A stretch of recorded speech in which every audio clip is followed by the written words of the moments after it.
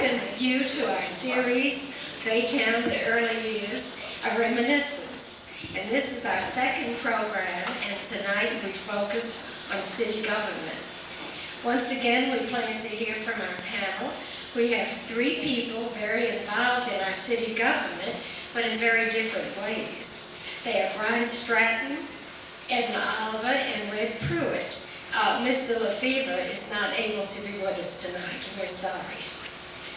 After the panel talks, we hope that you will share your experiences and remembrances with us too. And we're starting a half hour earlier tonight, so maybe we can get all of our activities in, not run out of time.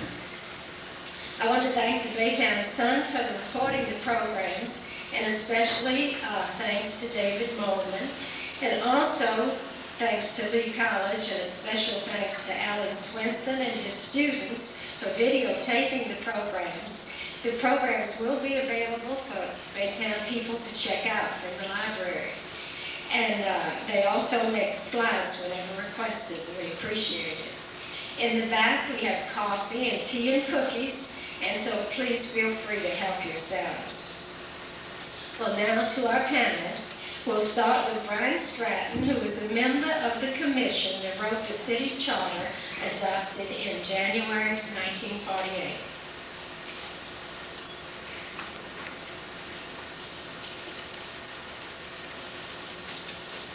I think when we finish writing this thing, it will come back to haunt me later.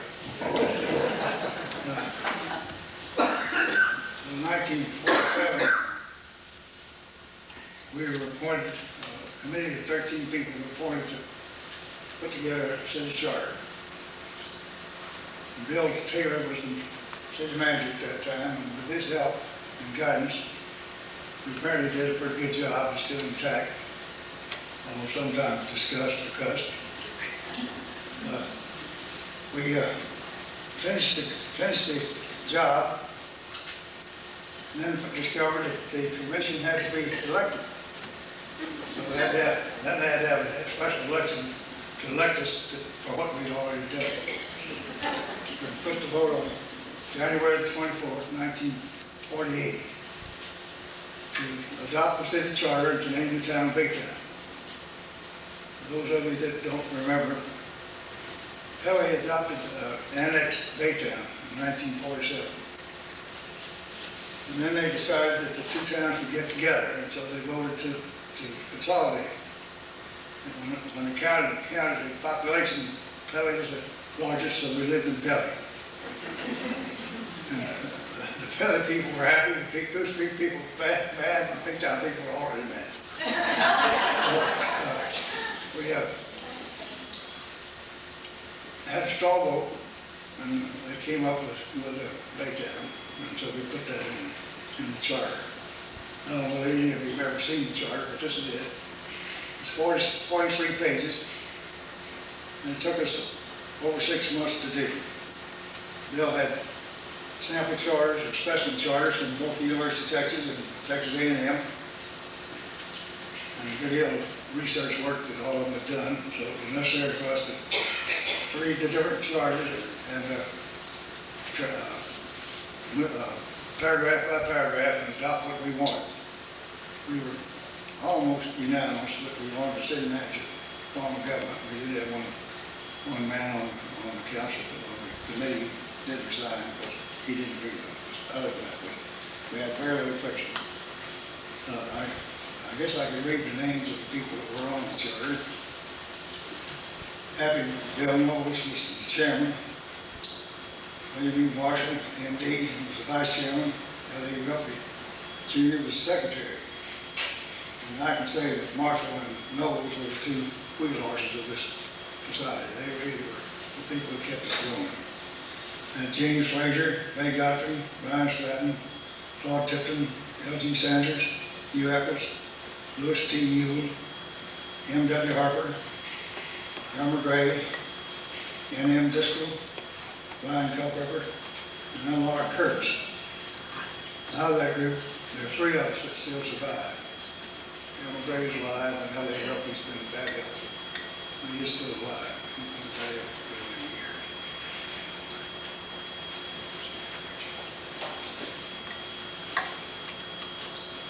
after the election, after they decided to have the election, they sent out copies of the charter to all the people who were on the fact list on 1947, which was the nucleus of the people who were advertised to vote. That's about all there is to tell you, but I'm not going to read this to you. You wouldn't answer, but I'm not interested either. I'm glad to answer the questions, if nobody has some questions to say like that. Who quit? We did a wonderful job. Well, one thing we didn't accomplish that we thought we had was that we wanted the members of the city council to serve without pay. The same as the school board does and most of our other city boards. But in the years along the line, they found a way to get around it, and they take a little side money nowadays, which is anything was the last thing we wanted. We did have to put in the charter that they could do reimbursed for expenses, but we didn't mean expenses go up down or expenses go up look at the job. But the actual expenses that went to meetings or places had some reason to spend money other than just do their normal job. Anybody else want to ask any questions?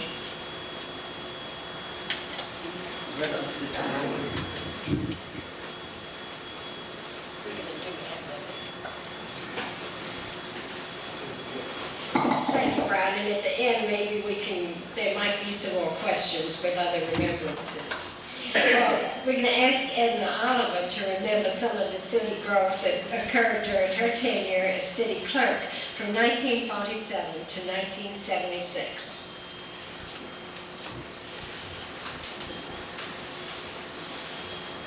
I'm so happy to be here, not from the standpoint of you seeing me, but the standpoint of being able to talk to the city of Baytown.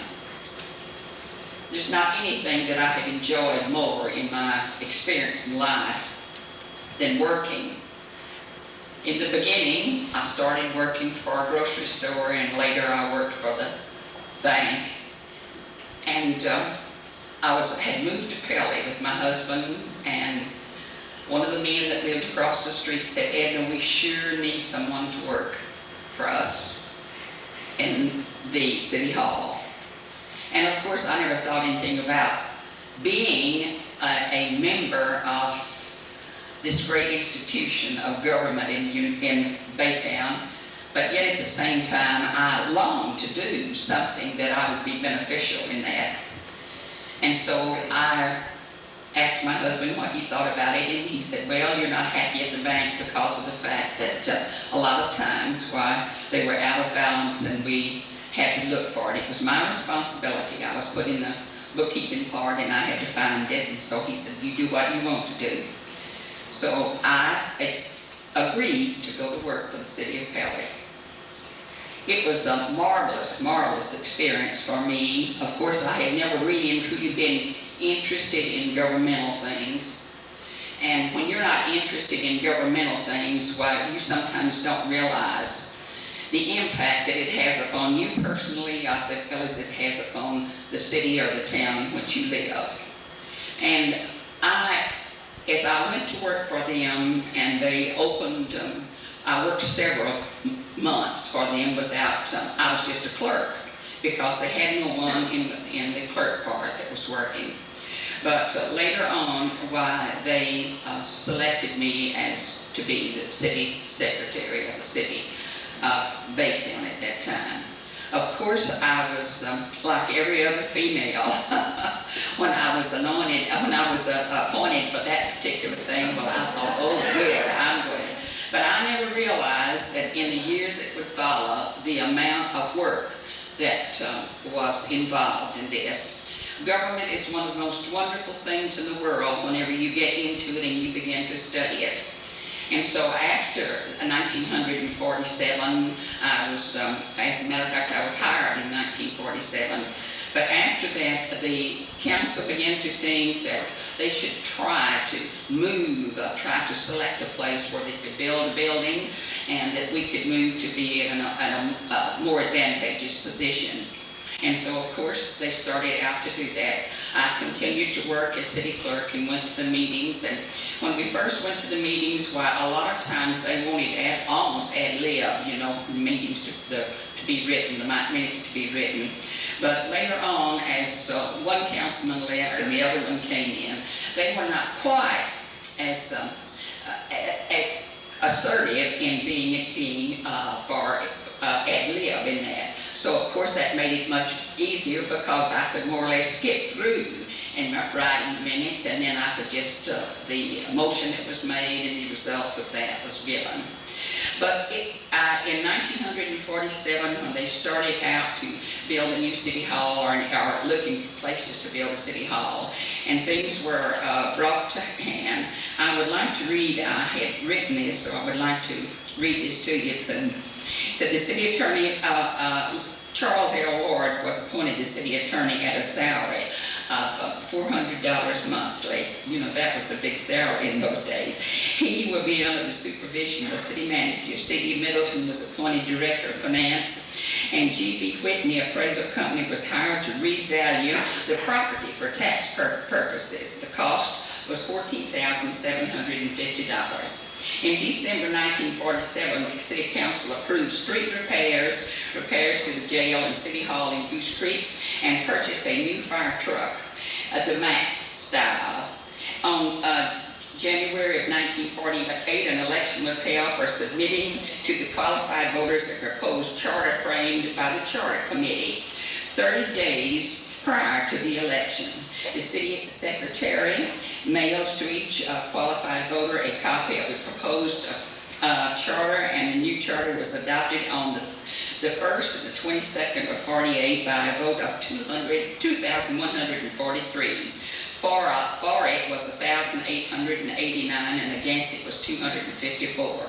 And I was appointed city secretary of the city of Pelly on the 10th day of July 1947, following the resignation of C.R. Myers, because he not only served as city manager, but he served as city secretary. And so he said he did not want to have to ride himself to death in being city secretary. We moved from that when we built our new building, and we moved from that and we moved over as in the position that we are now. Of course, during the years while as city secretary, if I know the ladies in this audience, if you have worked at all, they allowed you, if a need came up for the water department or came up for the tax department, why, those two, they were referred to those particular departments. But if it came up for any other department that was in the confines of City Hall, well, they sent them to my office. Go down here to the next office down here and talk to Edna, and she can find it for you. Well, you can rest assured that in those days, while all of the monies that came in through the city was given to me, I not only had to do that, but I had to do 1,000 other things that was with that. Well, in connection with that, I would say unto them, if I can help you, I'll be glad to help you. And so I would stop doing what I was doing, and I'd look it up in the minutes if I could find it in the minutes, and if I could not, I'd say, let me look, and I'll find it, and I'll call you tomorrow and send you a copy of it if it would be all right with you. Well, of course, most of the people that came and talked with me were very gracious. They accepted that as being what I would do for them, and of course I called them. Through this period of time, and you became more or less to where that you felt like that you were the City Hall. I felt like that I was the City Hall because of the fact that I went in and out so much, as I was talking to Mayor Pruett just a few minutes ago about the realization of the responsibility that's given to you and the things that are required of you in federal government and in city government is something that sometimes we really are not quite aware of. But as these things came about, and we had our minutes, and we had not only our minutes, but we had our meetings, and we had certain things that would come up within the confines of a great need that was there. They would talk about those things, and as they talked about those things, we took the minutes on those, and we passed them out, and as we passed them out to the various ones, and they talked about it, and they came back and they made suggestions. So now these men and these women that were reading these and that were working toward this. They were people that really and truly their whole life was wrapped up at that particular time in city government. It became a very, very vital, important thing to me. I know it was a vital thing to me, very important. And as we worked toward the goal and toward the end of the things that were to be accomplished, we found that these things came together, and they came together in a manner that was very pleasant. Of course, once in a while you would have those who would be contentious, and you would have to listen and talk with them and more or less try to spread the paper out and to make it to be that this step here and this step here and this step. But I have found that in the years that I served the city, and I served under several city managers as well as I served with different people, that I found that they worked in a congenial manner. There was not anything that they wanted to do to offend or yet at the same time to surpass. They were willing to work together. Now in this we found that as they began to move out, and especially as the city began to grow and we began to feel the weight of the growth of the city of Baytown, they had to begin to add to us more and more people. And in adding to us more and more people, these people were given certain responsibilities of action to work for the city. Now, of course, there was a lot of happy things that happened, and there was a lot of unpleasant things that happened. But I can say that from my point of view, the years that I served, and I served from 1947 until October of 1975. Now that's a long time to serve in one capacity. But I can say from my part of it, it moved in a manner that was gentle, but yet it was moved in a manner that was very authoritative. You had to do certain things. You could not pass it off, or you could not pass it to someone else and say, you do it. Since I was city clerk or city secretary, our charter says it's city clerk. And I remember that we had a young man that came to our working for us, and he wanted to work the elections. That was his part, was to work the elections. The first 2 years he was there, well, I allowed him to take his part in the city elections. And not from the standpoint that I wanted to do it, because I had to talk to the people that were going to serve and to get their supplies and take them to them and do the various and sundry things that are required for you to be able to have everything at point of work to work at on the day of the election. But the third year when he came in and he thought he would take that, well, I called him into my office. Now, I really wasn't very kind about it because I was angry. And you know, when a woman gets angry, sometimes she can raise her voice. And I raised my voice and I told him, I said, I do certain things. Now, the charter says I do this, and I read it to him. And I said, you see what I'm talking about, and you back off. That's what I said, you back off. Well, he backed off too. He didn't try anymore. But the thing about it is, if you retained that pressure of him running over you, he would think you was a nobody. Well, I wanted him to know that I was a city clerk. Not only was I the city clerk, but I had authority, and I wanted him to know it. Well, I really felt sorry for the poor man, because he left Baytown and he went to another city, and he tried to be city manager, and he could not be city manager. So the man really needed somebody to kind of give him a little bit of a lift, I guess. But I did not mind being helped, and anyone to help me in the work that I was doing. And of course, I had a lot of them that offered to do things. But yet at the same time, there were certain specific things that nobody touched. Nobody had anything to do with except me. And those things that were completely mine, I felt like that I wanted you to keep your hands off. I really felt that way. And whenever I felt that way, well, I could endure it for a certain period of time. But after a certain period of time, I could not endure it any longer. And I said, back off, let it alone. And of course, now I really wasn't an ugly person. I don't think I was. Mr. Lannon's here. He can tell you what kind of character I was. But I really wasn't an ugly person. And I did my job, and I did my job well. I'm not saying it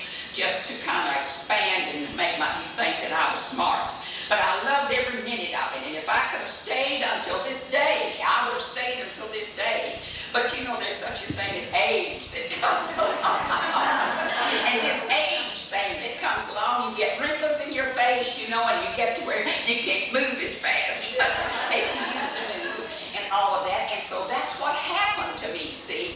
Age caught up with me, and when age caught up with me, Mr. Lemon said to me, when the 8th year that I reached my 65th birthday, he said, now I'm going to give you 5 more years. 5 more years. But I have to give you 1 year at a time. He gave me 1 and he gave me 2 and started on the 3rd one. And because of the conflict that I had in the office with this young man that I told you about that took this, I chose not to stay. But I should have stayed at home just to show him that I could have stayed on. No. But the thing is that city government itself is one of the most beautiful things in the world. And I can say that to you. If I were young today and I was going to start out in school and I was going to start out to make a study of the things that you have to do, I would start out to become something involved in city government because it's valuable. It's not only valuable, but it's educational. It's not only educational, but it is confining. It's not only confining, but it gives you self-worth. You begin to feel like that you're somebody whenever someone has enough respect for you and enough confidence in you that they think they can assign you a certain responsibility in the federal government or in the city government or wherever you might work, and you have the qualifications in there to do the job. Now, of course, a lot of them didn't know that I had the qualifications, and quite frankly, I didn't know I had the qualifications. But I believe that I can stand and say to you tonight that I believe that my work was, well, it was good. Not only was it good, but I believe that my work that I did for the city government and all of the points that I worked and that I had to do for them, I believe that those that worked with me appreciated the work that I did.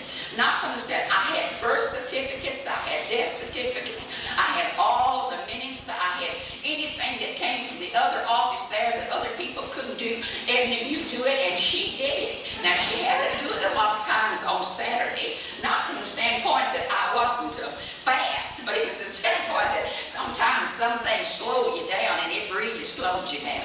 But I did it, and I did it as unto the city because I really and truly appreciated it. And for me, Baytown is tops. I don't know what other people think about Baytown, but Baytown has been good to me. I realize and I know the years that I worked there, I gave it my best that I could give to them.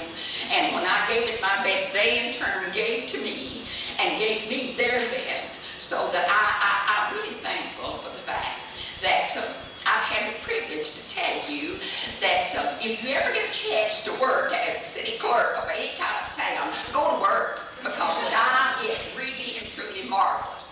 If you experience the thing that I experienced, and if you enjoy the things that I enjoy, and if you have the association that I had with the city and the city manager and the council and the attorneys and everybody that was there and all the people that worked in the city hall, if you would say, oh, I wish I could have that opportunity. And if the opportunity ever comes your way, and I tell you, if I could fix all of these wrinkles in my face and in my neck and all of that, and if I could go out and hoodoo somebody and then say, Edna, will you go to work for me in the city? Let me tell you something, I'd go like that.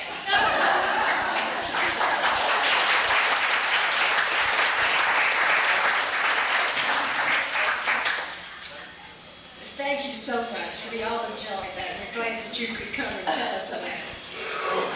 And next we have Red Pruett, who remembers serving as city councilman from 1949 to 1953 and as mayor from 1953 to 1961.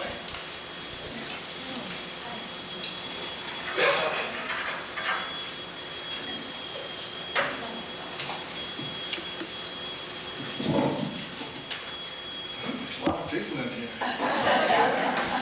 After hearing Mrs. Oliver, you can tell why we've had such many successful councilmen and mayors throughout the history of Baytown. She's a wonderful employee. Thank you. I'm going to try to hit the highlights of 12 years of administration at the City Hall. We're going to get through about daylight after this. So I'll try to go as fast as I can on this. I'm sure that lots of you are interested in what I did down at City Hall. Well, it took 12 years to do what I did. So I'm trying to hit the highlights of very few of the things that I did that was outstanding during my administration. It starts off with a resolution by the City of Baytown formally thanking the years of Red Pruett as councilman and mayor of the City of Baytown.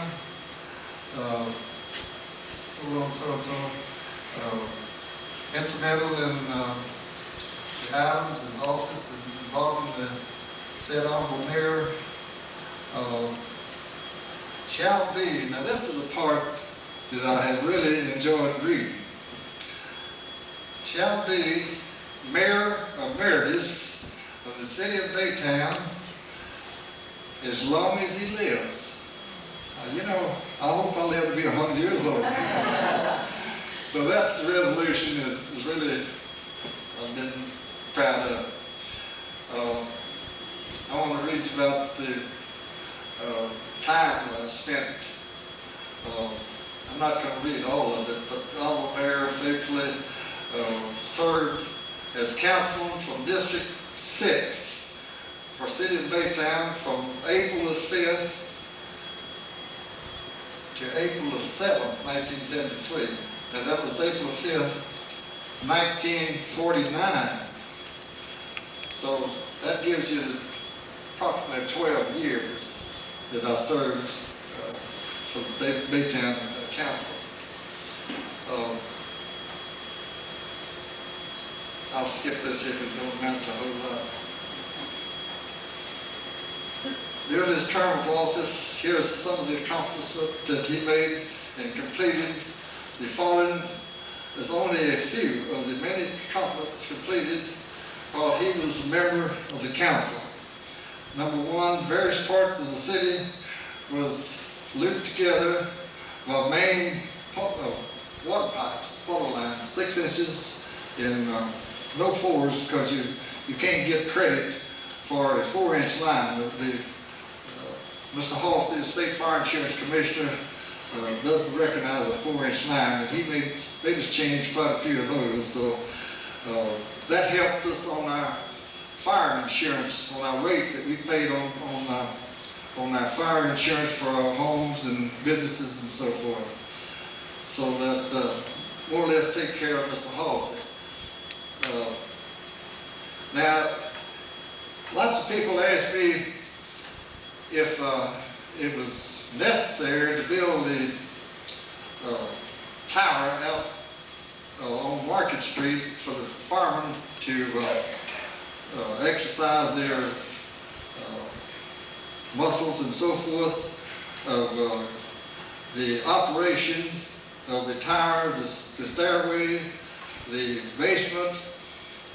I may not get it all in, but anyway, dollars and cents.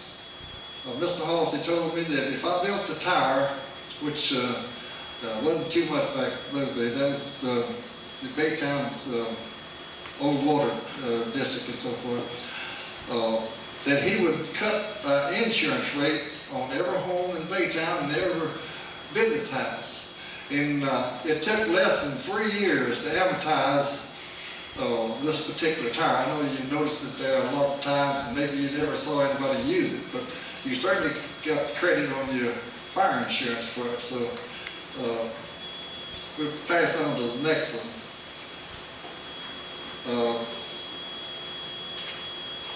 Built 2 fire stations and 1 fire station remodeled, 3 elevated and 2 ground storage tanks, 3 water wells were completed. Item number 4, All sewage disposal plants were improved. A new disposal plant was constructed, and all were connected to the sanitary sewer system and linked together. Now, that was quite a job.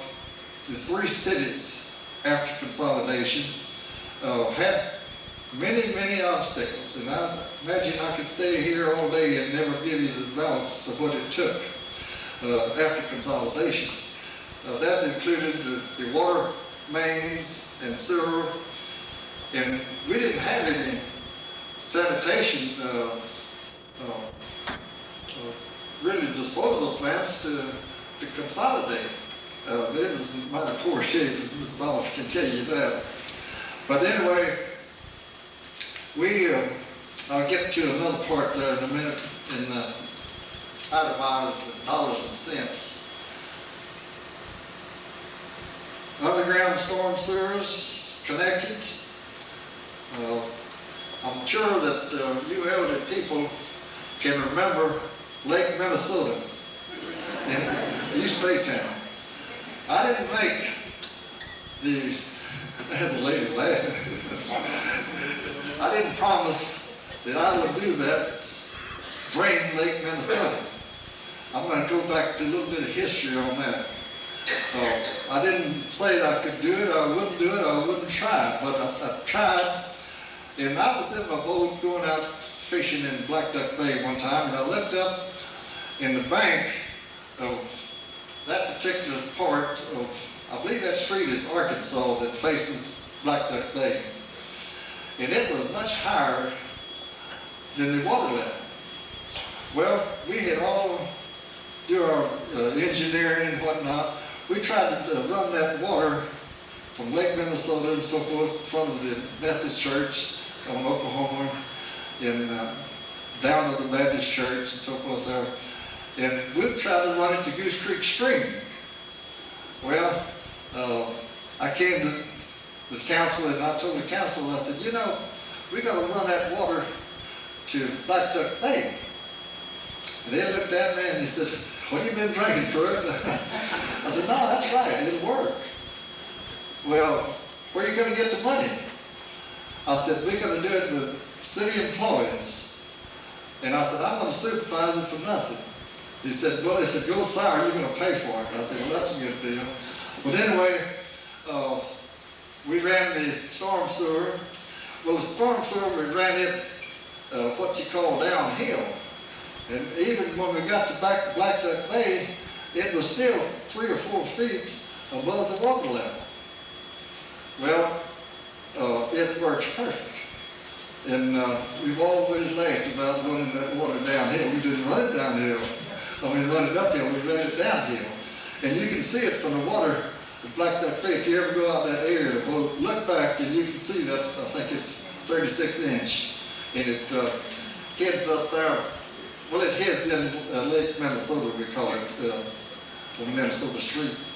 But that was one project that I've always been proud of. And all the people that lived in there, that back in them Model A Fords that get up to the steering wheel when they had big rain. So we'll pass on that. Now, I was asked, someone was going to ask me a question.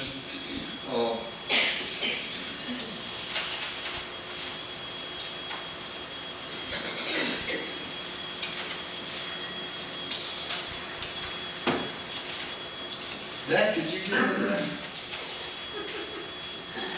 That's your granddaughter that wrote those notes. That was on these anyway. Where was the first sanitary landfill in Baytown? Well, I had to dig pretty hard to get to that. I really couldn't say offhand where the first sanitary landfill was. I can remember when I first got on the city council that we dumped garbage in Hog Island.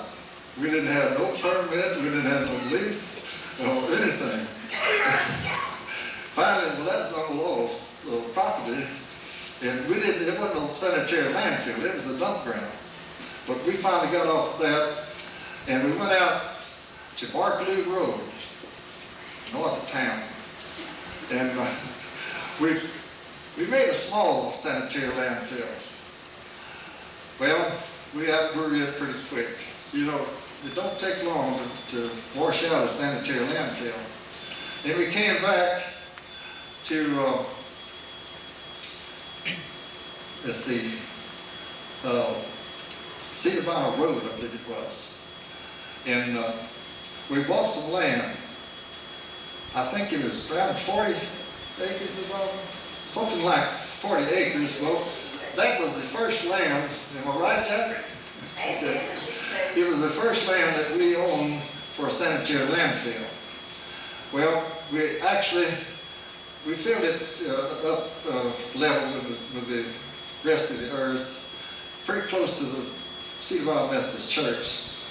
And then the next step was sanitary landfill was adjacent to it on the north side, which Gene Hazelwood put in several years ago, and it was a lease out sanitary landfill. And have you noticed in that particular area, in the past several years, he has moved from that. It's filled up and leveled up with dirt, grass is growing on it, it's being mowed and so forth.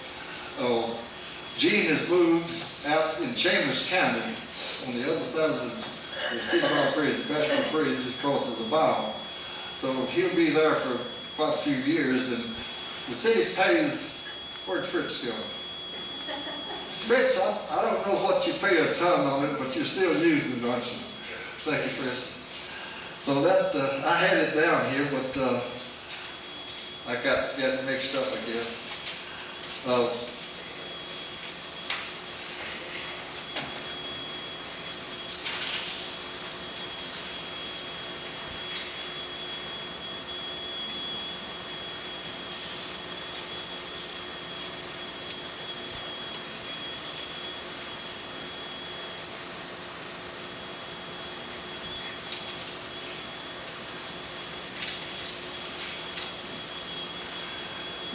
City Council met about 30 or 40 minutes before council meeting, and they knew that it was my last meeting, and they passed a resolution.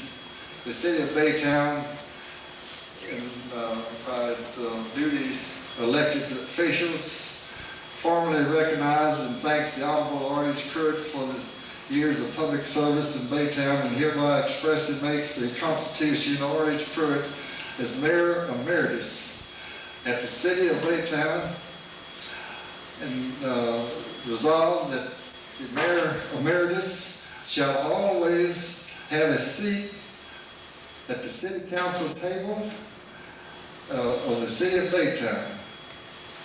But I can make a meeting, discuss it, Fritz, tell Fritz what he does wrong or right, but I've never made another meeting. So Fritz, just keep it going, and I won't come over there and help you. That about takes care of some of the items there. I can't go into all of them, but I'll get into the political part. As most of you know, I know he knows, that Eddie Cleveland was the appointed mayor of the new Baytown.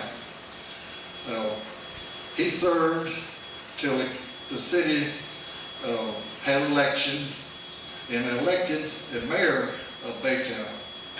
And the first mayor of Baytown elected was Jack Ward. He served wonderful, as Ms. Oliver can tell you. He was very efficient. He was very efficient, and see that Ms. Oliver did everything perfect, which she always did anyway, so that was no problem for Ms. Oliver. But his health began to get bad, and the first budget that the city proposed to the council, mayor had to leave on And I didn't know too much about budgets myself, but anyway, I came up with a budget that we could live with a little bit. We didn't have any money. Most of you know that consolidation, it was Baytown, Pelly, and Goose Creek. Well, Baytown didn't pay any taxes on the law and refining company. Well, lots of people asked why they didn't pay taxes. Well, they weren't incorporated. They didn't belong to no municipality. And I convinced them that they was outside of the city of Baytown. Well, then we got down to Pelly. Pelly didn't have any money. They not one penny. And they had forfeited their bonds. Friends, I don't know whether you know this or not. I guess you do. Goose Creek, they had a little money, but not much. Is that right? Anyway, so we decided, and I'll tell you why we decided in a moment, that we was going to pass a bond issue. And we brought it up and presented it for the people and everything. We got the bonding company to come down and listen to our valuations and so forth. And the first thing he did when he looked at me, he said, now, you got good value. And what are you going to do about Oliver Refining Company? I said, well, we're going to put them on the tax roll. He said, how are you going to do that? I said, well, now that's a good question to ask. I said, I'm going to try it anyway.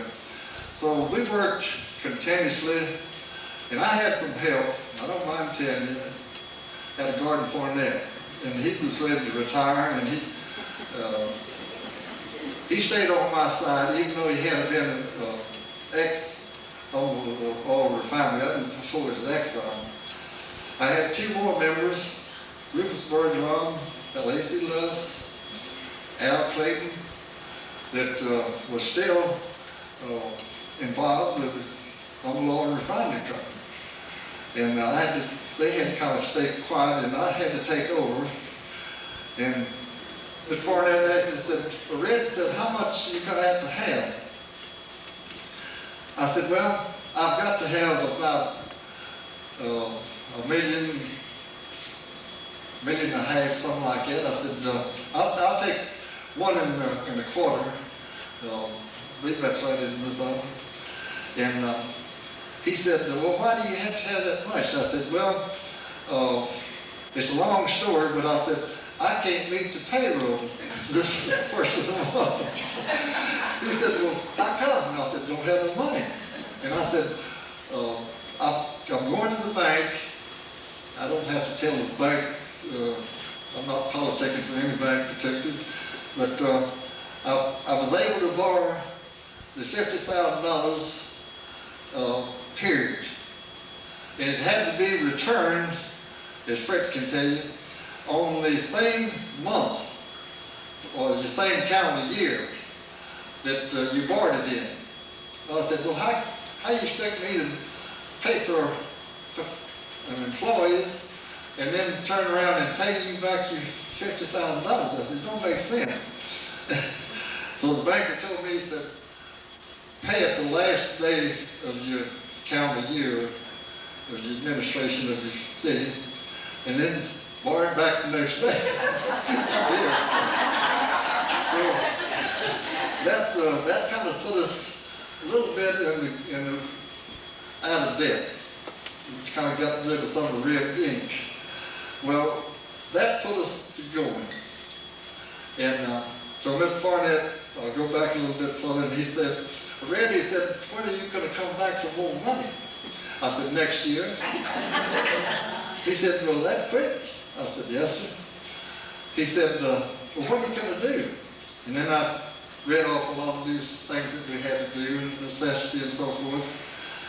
And he said, well, how much are you going to ask for? I said, twice what I've got. And he said, well, I think you can get it. And so when I left the council, they were somewhere Now, I'm not sure about this because I've tried all week to get the figure, and we weren't able to get it, and I'll probably get it, and I'll give it to Fritz. Exxon's employees are working on it, and I wanted to get for this group tonight to see what we were receiving from Exxon when I left and what it is today. Do you have that figures on? Do you, Fritz?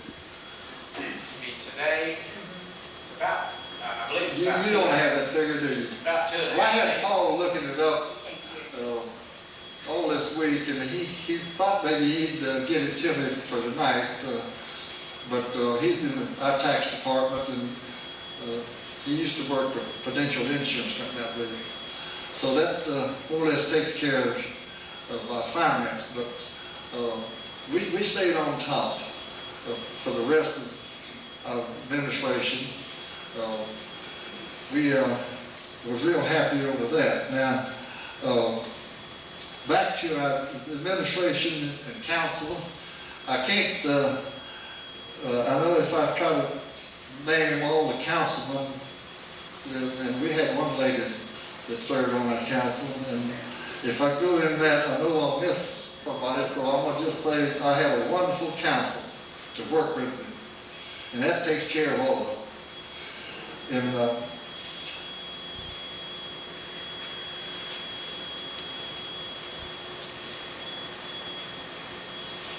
went down 2 or 3 paragraphs then.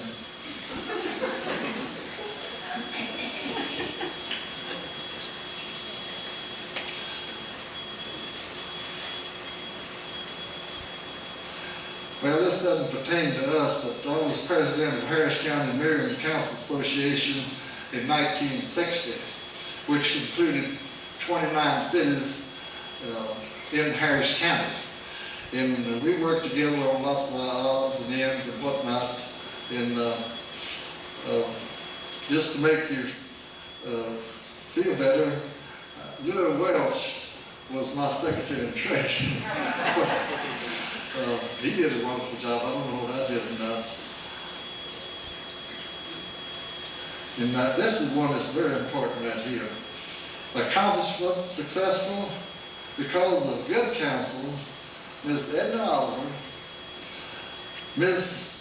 Jeanette Caraway, Ms. Bobby Miller, and my family. Now, that covers a many hours. And I had access to those that answered the telephones. We never rejected someone's call. There was one fellow that called, and I'm going to say that for the last, that I want to get over to you.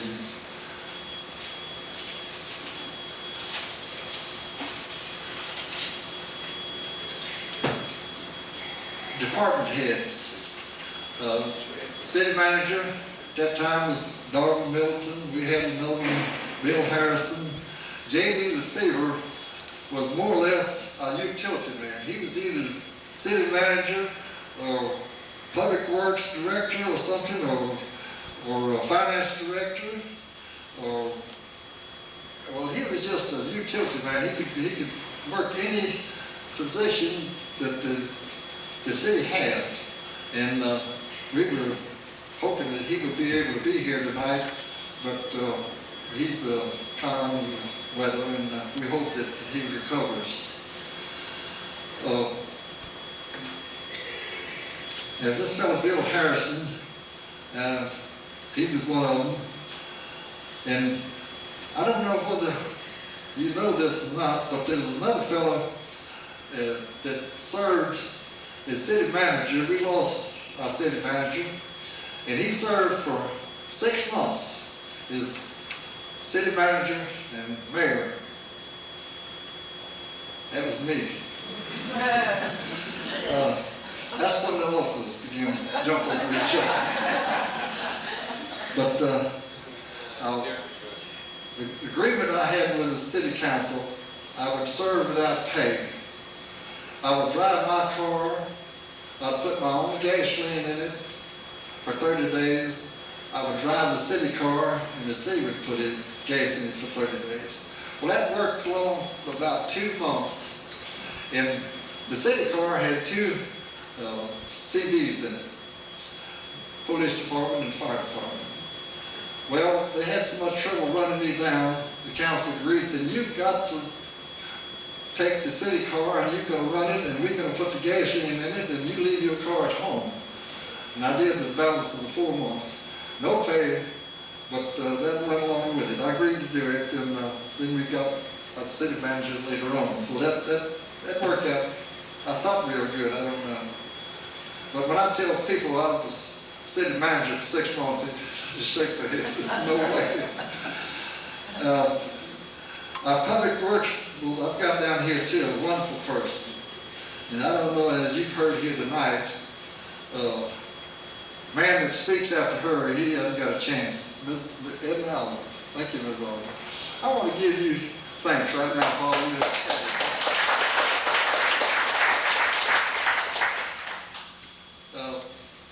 I don't know whether Red Pruett is here or not. He said he'd show up. He was the head of the Public Works Department for years, even before I ever thought about getting on the council. The assistant was Clyde Bombs, and many, many more good employees. If my administrations were successful in the city of Baytown, my city employees made it. I didn't make it. They made it for me. Art Lennon was fire chief. Before that, Judson King was fire chief. Assistant fire chief was Hub Bounds. We had 2 police officers, the chiefs, Roy Montgomery and McKee.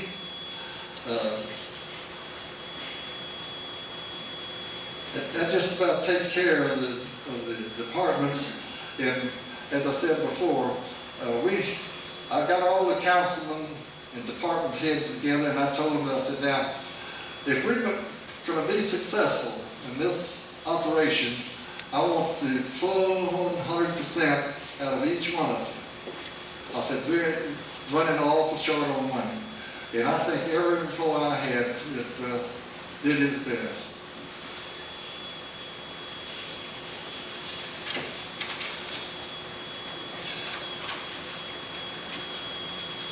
We picked up a little extra money besides added rumble.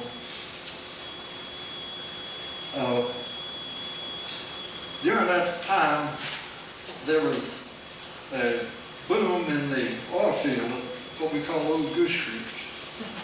Well,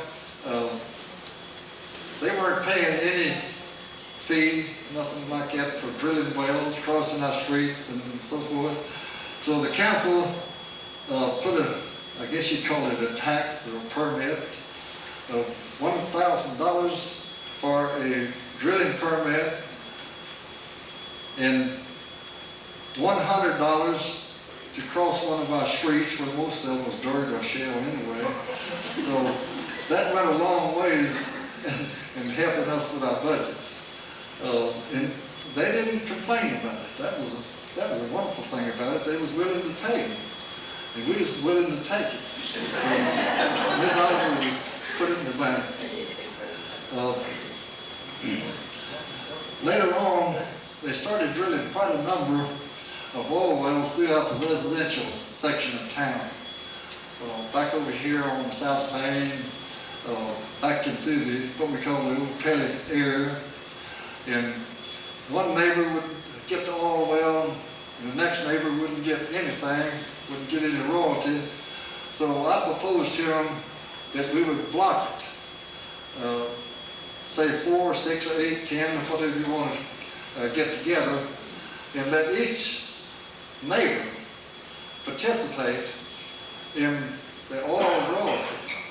And the one that had the oil well on his or her said property would receive a bonus to a certain extent. And that worked perfect. It worked out. We didn't have any more complaints about it. And I don't know whether they're still doing it or whether they're still drilling or not, but anyway, council got by with it all right.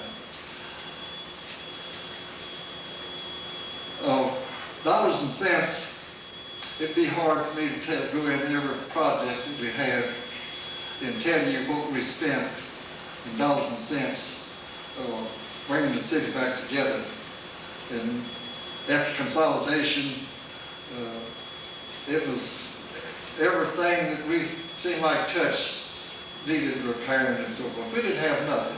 We didn't have a piece of equipment I don't think would even run. So anyway, a bond issue took care of most of that. Treatment plant down here on South Main, crosses the creek going, let's say from Old Pellet to Old Baytown. Excuse me. We built that with city employees, and we had the man that was head of the electrical department for so long. He was the supervisor over that particular plant. In the city, we didn't have a man that on the council or anything and that would be able to, would say, itemize what it would cost to build that plant. So I had a friend with, I don't mind telling you, with Bryan and he itemized it out. I told him, I said, now I can only spend $50,000 on that plant. And I want you to try to help me itemize it out to where when I get through, it's going to cost us $50,000. I'm going to pay the employees every week. And so we came out with just a few dollars below $50,000. Now they had, Fritz had added on to it quite a few times since then, so they'll try to build on to $50,000. So that takes care of that. Now, there's many other things that I could sit here and stand here all night, and there's two items down here that I've missed. My son came up one time with the library. I used to run rabbits and whatnot on this land here. My daddy owned since 1902. And I didn't sell this land to the library. I was accused of it once. And you know, on the council, you can't buy anything or sell anything to the city. And one fellow came up to the council and he made a remark that he looked it up on the tax roll in the county, and my name was on this particular piece of property. The rest of it he wasn't interested in. And he brought it up and said, well, you disqualified. I said, well, why? He told me. I said, well, my name is on there. You're right about that. But I said, whenever I sell a piece of land, he doesn't get a deed to it till it's paid for. It's still in my name. He said, well, is it paid for now? I said, no, he ain't got no deed to it. And it was either Albert Franner or Bob Hemphill or maybe Tom Connor one. I don't remember which one that bought this, and they sold it later on to the city. Ms. Oliver can probably tell you who it was, but anyway, that didn't bother me. Now, my son and I, we didn't have a flag at the library, and we didn't ask nobody, and we built the flag out there. And I never will forget, we didn't have a big wall to put on top of it. And we went down, I know all of you have been down to Jack Herb's. I see lots of you laughing about that. And we was able to get one out of stainless steel. And it bound to have to come from Exxon or somewhere like that. No one else had no money to buy something like that. So it still stands, and I noticed today it had 3 flags on it. And it's all embedded in concrete, and it'll stand 100-mile-an-hour wind or better. So I'm still proud of that flag. I see it every day from the office there. So that about covers everything. I've got one item here that I think I can get a grin out of some of you. And I put down on there dogs. That's all I put. And I'm going to take it from there. The fellow called me one night, it was cold, raining, wintertime, and he started cussing. Well, I didn't like that. But anyway, I asked him what his problem was. He said, well, there's a dead dog underneath my house, and it's been there a week. And he said, I called the police department and said they won't come down and get it. I said, well, they got orders not to. I said, they're lucky to have one suit to wear, and they have to take it off and the wife to wash it, put it back on to go on duty. And I said, they got orders not to get under these people's house. This house is on concrete blocks, about 2 feet, I'll say, off the ground. And it was, I knew it would have mud and water underneath there. Well, he kept on, and he got just a little bit irritable. And I told him, I said, fella, why didn't you call the humane department this morning? I said, we have one. And make your request to them. And he gave him some lip back, you know. And I said, well, fella, I got a better idea than that. And he asked me what it was. I said, I'll tell you what, I'll meet you at your house. It wasn't too far from where I used to live over there on Pruett Street. And I said, I'll meet you in about 20 minutes. And you and I are going to crawl underneath that house in that mud and water, and we're going to pull out that dog that's been under there for over a week. And he said, oh no, I'm not going to do that. I said, well, I'm not either.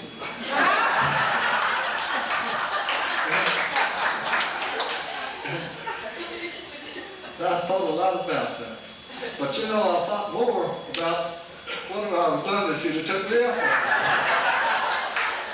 I want to thank each of you for coming down and listening to us. I know that Ms. Oliver and a gentleman here that drew up all this stuff, consolidated everything together, 3 of us. And we were able to set the set the city hall between Petty and Old Baytown and Goose Creek. And of course, we named it Baytown.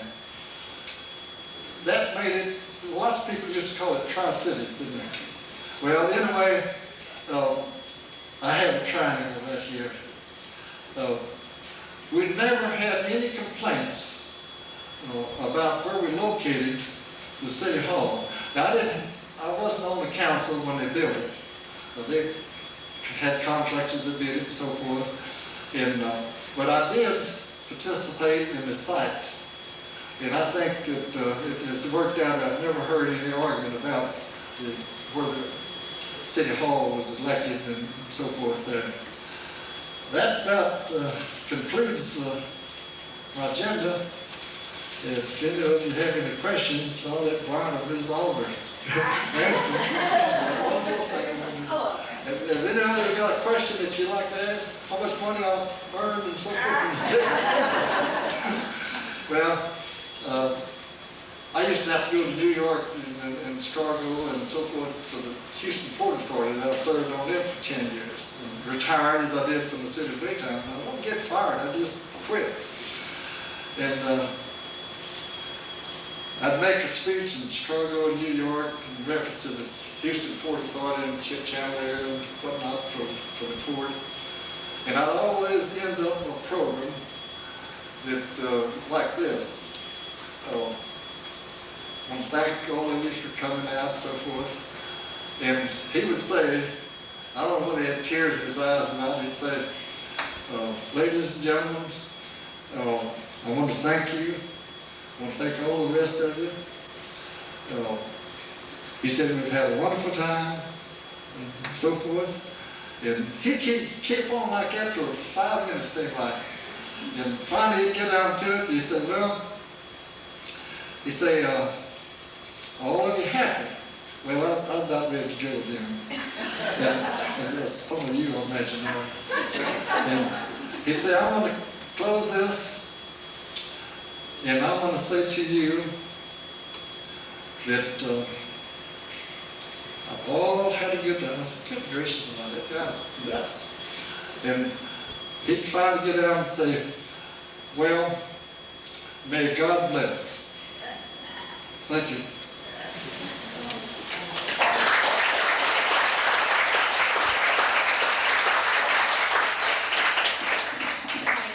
enjoyed each of you. It was wonderful.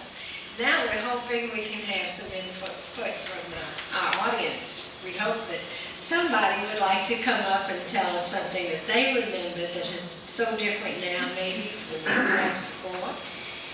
We have a volunteer. Or a question?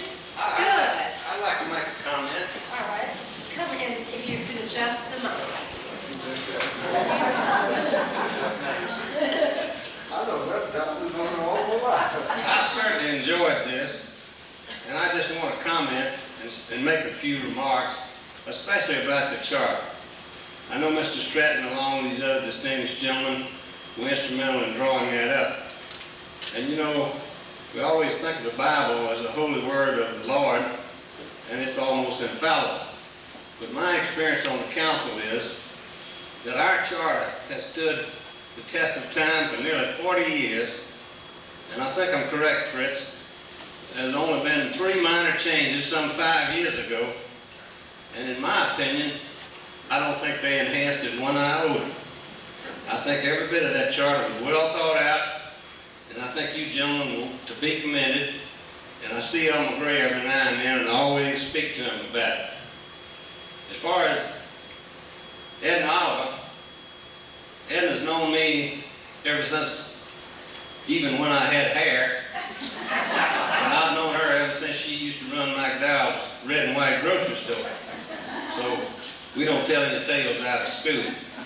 She is my estimate of the epitome of a perfect, dedicated city employee. And when she tells you that she did most of the work there, she meant every word of it and more too.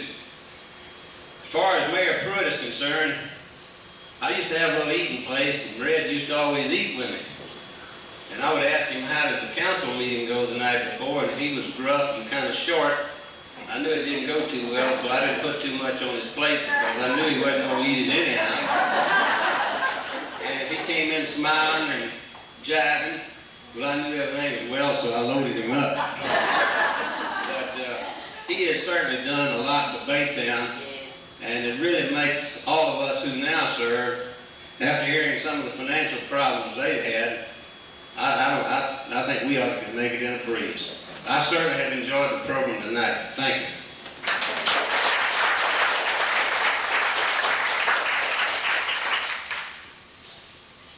Thank you. Would someone else like to come up and...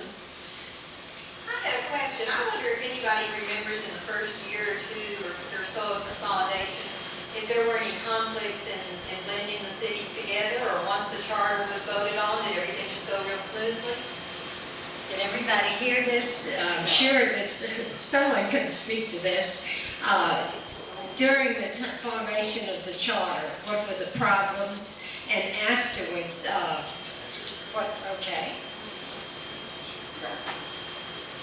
After they settled the name problem and decided on Baytown, the only other question was when we formed the charter, we decided that all the councilmen should be elected at large, because we had 3 communities, and we figured if we elected one from Baytown, one from Pelley, and one from Goose Creek, we'd have the same thing we started out with.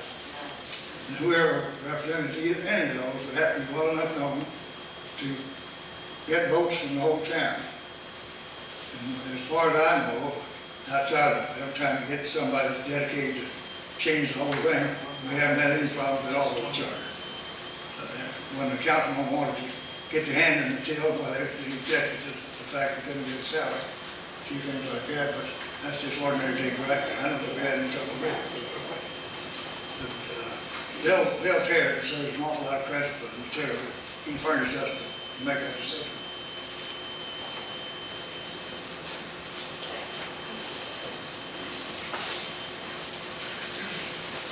Mr. Pruett, did you want to add something to what you Let's said? comment just on one thing here that I missed. On this resolution was passed on the 12th day of April, 1961, signed by Mayor Pro Tem Lacey Lewis. Assist which is okay, of Miss Edna Oliver, the signature. I don't let that out on the site. It stays in my bedroom. That's all. Someone else like to come contribute? Please, come on up. And as you do, would you give your name so we'll have it for the video too, besides the folks here?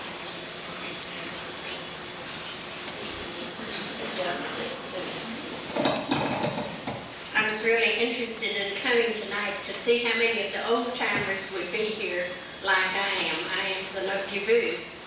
In the early 40s, I was working for the Chamber of Commerce. And one of the great things about Baytown is that when the town was consolidated, we were extremely fortunate in having two organizations in particular here. One was a top-notch JC chapter. The other was a wonderful Gander team. And the entire town united again behind these two organizations. And I think that helped to eliminate some of the problems and hard feelings that existed.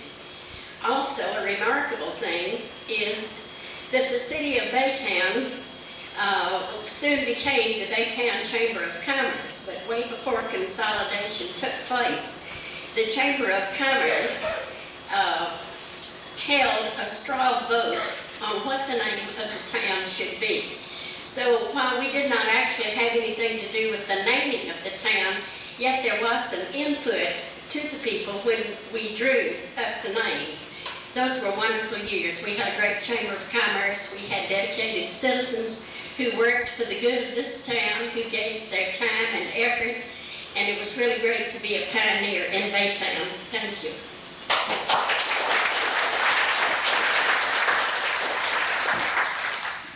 Someone else come up and talk? Fritz, do you want to add anything? I'd like to just mention one thing.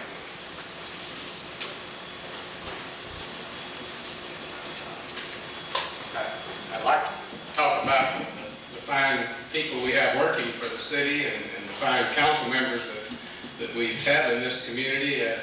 But I really can't equal Ms. Oliver. She's the cheerleader we have in this community for city employees, and we are fortunate as a community, I think, and you understand I'm biased, but I think we do have a fine group of city people.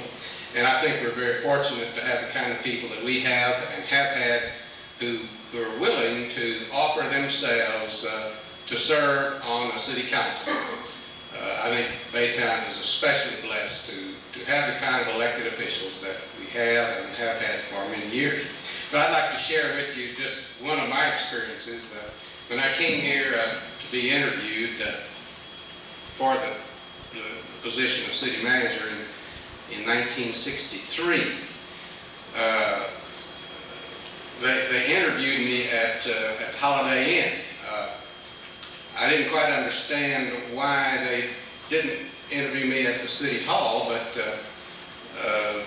after coming to work, I could kind of understand that it had been around for several years and was in need of replacement. But I came to work then on March the 4th, 1963. During the interview, the council had told me that one of the major problems here was the streets, and that was one of the things they wanted to have very high on the priority list was street repair and street rebuilding. So my first day here, Baytown Sun was published. There was a full page of pictures of potholes in Baytown. I have not ever let Preston Pendergrass forget it. Thank you.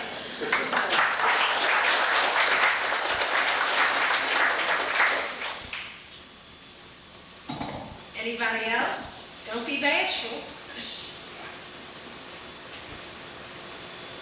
Well, if we have exhausted the subject, I've got a question just for Ms. Oliver, as much as Ms. Oliver. There's a lot of things with me being younger, there's a lot of things in society today that I've kind of taken for granted and have been here for me all along. But I should think that you saw a lot of things change during the time that when you started working for the city until you retired. And I guess what I'd like to know is, what were the things that were easy when you started that got real hard and more difficult as time went on? And what were the things that were real difficult when you started that progress made easier? You know, see what I'm looking for? It just kind of went through my mind. There would have been some things that certainly were difficult at first that were made easier as time went on, and then went the other way too. Well, the first thing that I would say that was difficult when I was first assigned the position of city secretary was the fact that this was an entirely new thing for me. I really and truly had never experienced it other than at one time, well, they had asked me to serve because that Mr. Myers was not working, or he was out of town. They asked me to serve. And this was hard for me from the standpoint of trying to put the important points in the meeting that they discussed, and not only, but to be sure then that when the motion was made and the words were said, that to be sure to get those correctly. And then the person that made the motion, the person that seconded on it. But as I continued to work, and of course the years that this became a part of you, it's something that grows with you, and it's become, and of course it eliminated the anxiety that I had of not only to be sure that I did it correctly. And so I really and truly did not suffer from the anxiety as I grew older and as I worked longer and longer. And that in the other sense there, that the pressure that you have, you know, Baytown was not as large, or the confines of it were not as large when we started out. But as the town began to grow, the demand for certain things became greater and greater, and this added a great pressure to you. You started out at first and you were perfectly relaxed. Well, you had a small organization. You had a Baytown, Goose Creek, and Pelly, and of course it came together as Baytown, and we were one in that, and it wasn't so large. But then as the pressures of it started in, city government itself is beautiful in its place, and I will say this much, that I think Baytown has been very, very fortunate in having the caliber of people that we've had to serve. I agree with Mr. Lanham on that we have, and we've had very, very, very dedicated people. Now, from the standpoint of being pressed into it, as the demand gets heavier, the more pressure comes on you. And of course, as the town grows and other things begin to happen, well, there is going to be a lot of pressure that's going to be put upon people, not from the standpoint of me or the city secretary for that. It may not be quite as, but it's going to be for all of the people that are working together, especially those like Mr. Lanham, for instance, and the council itself, and men and women who are given responsibility of being the supervisors in certain areas of work. And these things are going to be a great pressure on them in it. But I'm going to say that I think we've got the type of people that can do it. They may have pressure on them, but I believe that they'll be able to survive it and come out on top. Thank you.